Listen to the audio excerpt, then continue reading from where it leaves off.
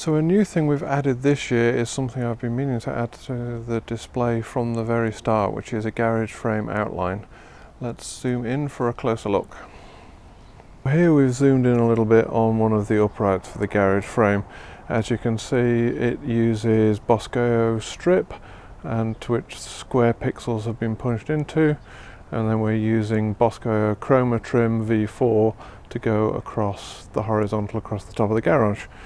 The strip is secured to an eyelet at the bottom using a bungee ball on a cord, and it's held up at the top with pipe hangers. Let's take a closer look at those.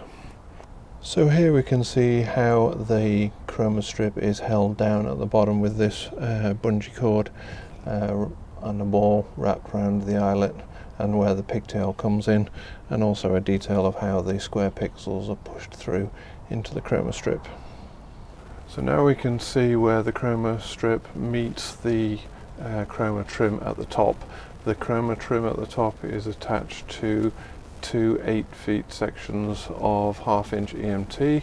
The 1/2 inch EMT is bolted to the garage frame using these EMT pipe hangers up here. We made it in two 8-foot sections for easier storage, and the two pieces meet over the top of the garage. So this is the middle of the garage where the two sections of EMT meet.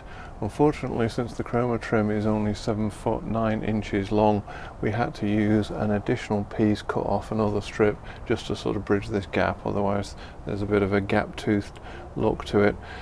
In order to be able to take the two sections apart and store them, we've got this waterproof connector between the two sections which just bridges the gap.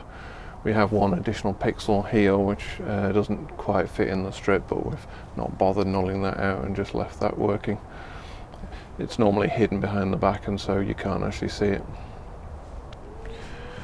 So here you can see where we had to repair a faulty pixel. The symptom was that it just wasn't lighting up and it was actually getting quite hot, and so we had to cut the pixel out and then rejoin the 3 cables back together again and then cover it up in some heat shrink. Fortunately, we had spare pixels because each half of the garage frame takes 47 pixels across the top and 39 pixels down vertically, so there was some spare at the end from the 100 pixel string, so we could just cut it out, replace it, and then shuffle all of the pixels up. With the completion of the garage frame, we now have a prop in the show which I've always wanted from the very start. It's a nice addition to the house and produces a nice dense set of pixels for doing outlines and sweeping whole house effects. Thanks very much for watching. Please like and subscribe.